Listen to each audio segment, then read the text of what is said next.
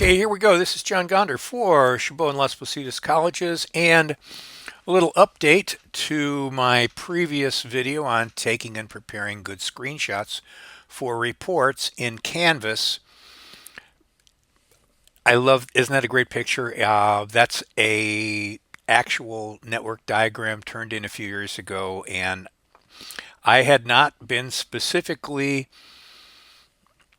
prescriptive in the requirements of how that should be made. And that actually fulfilled the requirements, including the picture of the internet kitty. But at any rate, um, a picture is worth $1,000 for you when it's in your executive summary and it's going to the people that have no idea what you did. But the picture makes it clear to them how important it is for them to write you a big check with a lot of zeros on the left-hand side of the decimal point. So that's part of why one of the things we do is try to help you. It isn't necessarily a make or breaker for your work, but the better you get, the better you'll be. So our goals are to make a screenshot that's about 600, 800 pixels wide, is framed really well when we take it, and I'll show you about that, cropping and annotating and labeling it. And you're going to get better as you go along, and I'm going to continue to be talking about that kind of thing in the classes that I'm teaching. Well, as far as taking screenshots in your operating system, I'm not going to cover that here. Google's your friend, and you probably know by now, or hopefully you do, how to take a screenshot in Windows or Linux or Mac or whatever you're using. There's also additional screenshot software that allows you to do a lot of various cool things. We're really going to do everything we need in a basic graphic program. There's additional software you could use if you want. There's basic software program that tends to come with operating systems. Paint is built in to Windows. Mac used to have Mac Paint, but now there's Paintbrush, which is free open source software, and there's Graphic Converter, which is what I use. It's shareware, although I paid for it because it's a really great developer. And to me, Graphic Converter is my substitute for Photoshop. I was trained on Photoshop, but the 10 things that I mostly use are, buried in 1,000 menus in Photoshop, and there's no need for complicated stuff. The other thing that I use often, and actually I will really recommend to you if you don't already have a basic graphics program that you make use of, is GIMP. It's free open source software, and it runs on Windows, Linux, and Mac. And you're going to see GIMP as a standard installation as a part of all of the Linux distros that we might be making use of in various classes, or in a lot of the pre-done CDs that we might use in the ethical hacking class, like Kali, for instance. So, getting used to a GIMP is a really good thing.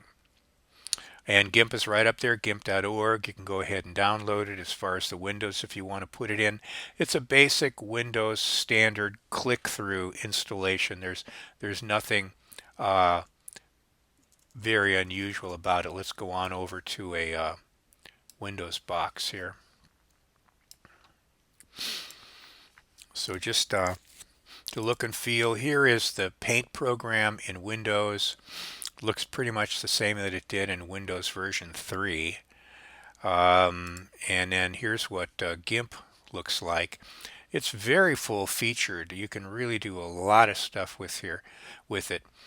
In a sense, though, one of the reasons that I prefer the interface of Graphic Converter is because it's sort of not really that much in my face here. So that's the Windows version of GIMP, and they're really pretty much identical on all three operating systems for GIMP.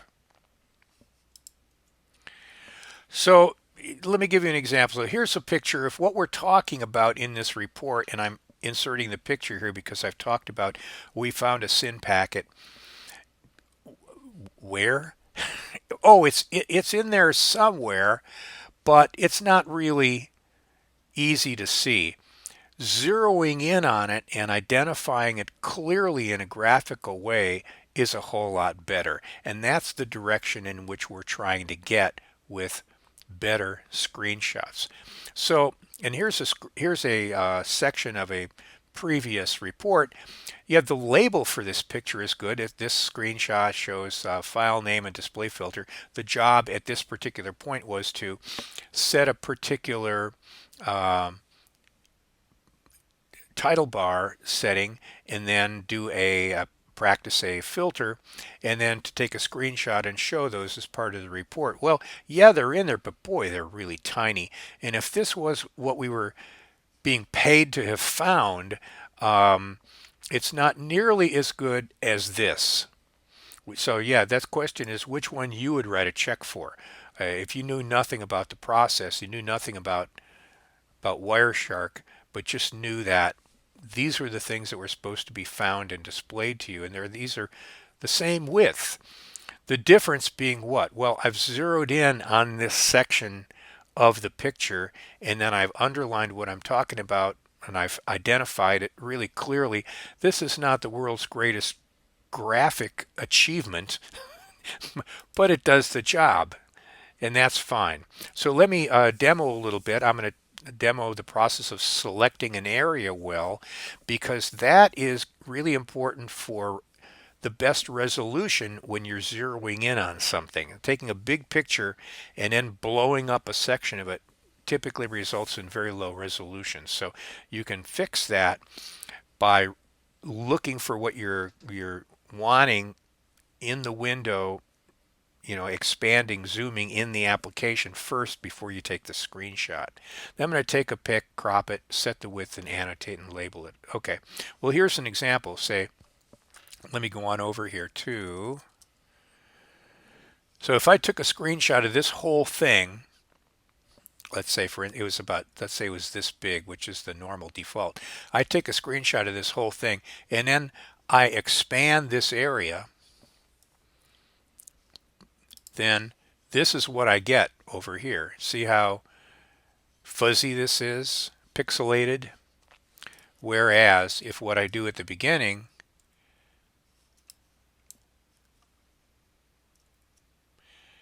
is zoom in on what it is I'm taking my screenshot of, and then I take my screenshot here, this is the resolution that I get as my finished product. So that's that first part, right, which is selecting the area well and resizing or zooming your window for your best resolution and taking your picture. So then within that picture,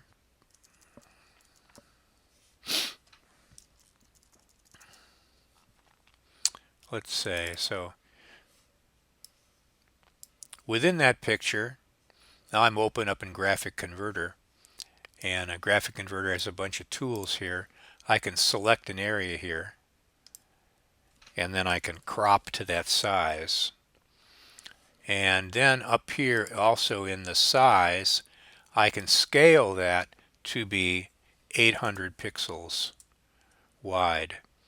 Now, hopefully I've got a larger than that and I'm actually squishing it down rather than expanding it up and making it a little pixelated, but this is what I'm using for the demo right here. So I've made it the right width to fit well in the content management systems and not be scrolling to the right hand side off the window, as is often the case, especially in Blackboard, not so much in Canvas, but nonetheless sizing it for the medium within which you're going to present it is an aspect of the operation.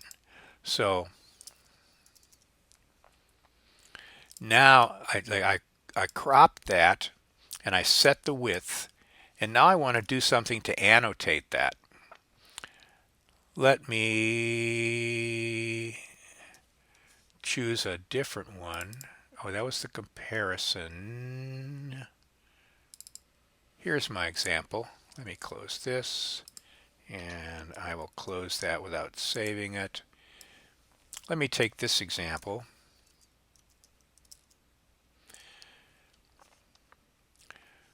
And let me check the size of this.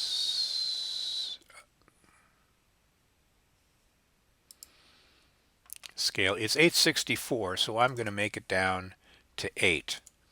And Graphic Converter automatically makes that proportional width and height. So there we go. And now if in this particular case, the two things that I want to point out are, yes, I completed the task here that I made the title bar include my company name, Omami Tech, and also my name, John Gonder, and including also the name of the file, cisco5.pcapng.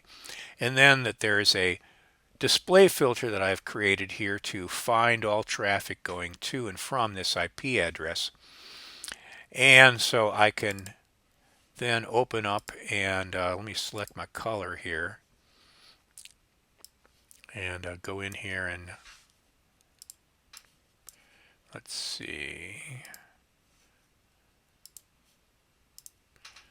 I'm having trouble with making this color stay here. I'm going to have to actually read the documentation.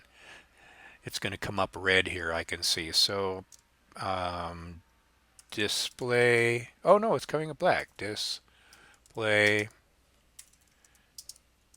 filter syntax and title bar text. Okay, cool.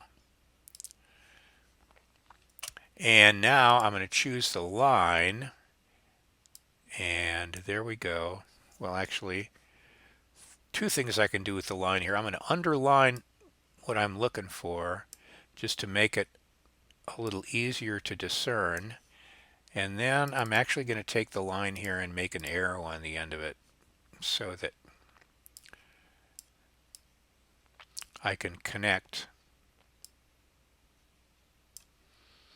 these two things. And now I'm going to save that. And bang, there you go. So there's, a million ways in which you could do this, and depending upon what you're looking for or pointing out, there's a lot of different ways that we can do it, but I'm doing it in some way. I am enhancing the readability, the understandability of this particular picture that I'm providing to the person for whom I'm working, right? So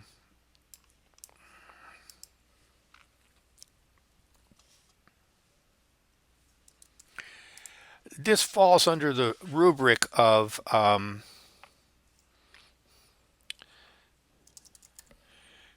visual presentation of quantitative information, which is a book that's been around for a while, and it's really, really good. It's well worth your reading, but the concept is there. It's a book by Edward Tufte. It's got a lot of other books out there, but there's reading of his online, just this concept is there. But the idea being, we want to be able to present quantitative information in the easiest and most understandable way that we can. So this is how you go ahead and practice getting a good screenshot. First of all, trying to select it as well as you can within the application. Then being able to modify it, crop it, size it so that it's right for the medium you're presenting in, adding an annotation, and then when you put it in there, giving a good description of that figure. So there you go. That's really pretty straightforward. The last thing that I wanted to show here, though, was let's just go and add that into Canvas. Now there's sort of two different ways you can deal with files in Canvas. A is add as a file.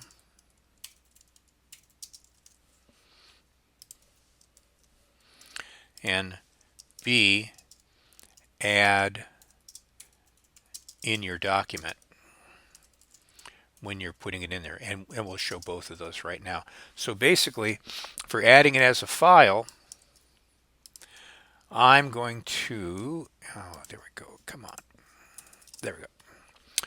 Log into Canvas, go to Files, all my files, then upload that, and then I want to double check that it loaded properly. So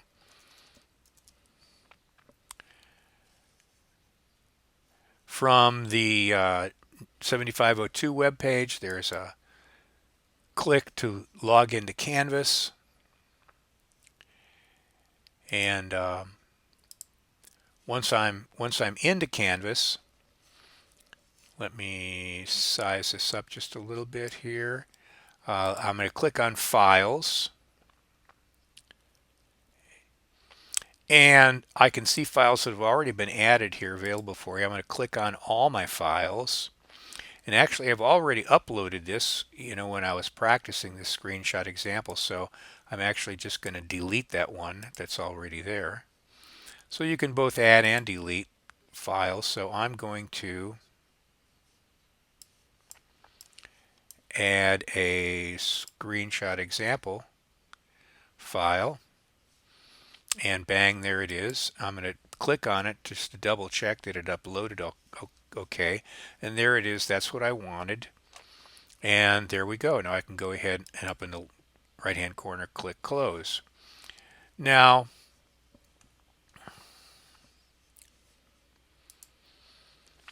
when I go back and look at, as soon as we can get there,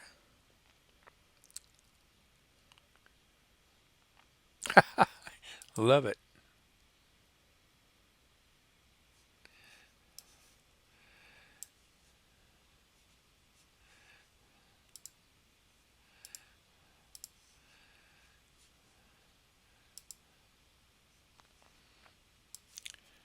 Oops, there we go. Now we're back. Canvas took a moment to think about what it was doing there. Remember, there's a Cyber Cafe ungraded practice area for each of the classes, and that's where we can go and play around with stuff. Like, for instance, if I'm adding some content here, I could upload a file, or I could find a file I've already uploaded, and that's where, when I go and look at my files, I'll see that screenshot example, right? And I could add that file in there. Or I could browse and let's see, let me add that comparison file.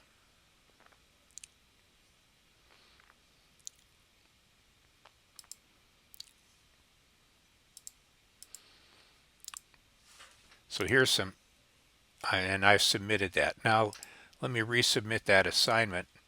Let me click here and get some text entry. So blah, blah, blah, blah, blah. And now actually in the middle here, I could embed an image, and I could choose Canvas, and then in my files, I could choose files I've already put up, or I could again choose to upload a particular file. Let me upload that comparison file again. This is how I would go ahead and put a file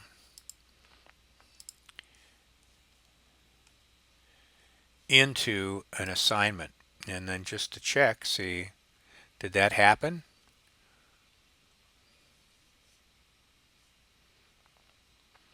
Gee, we're not sure, huh?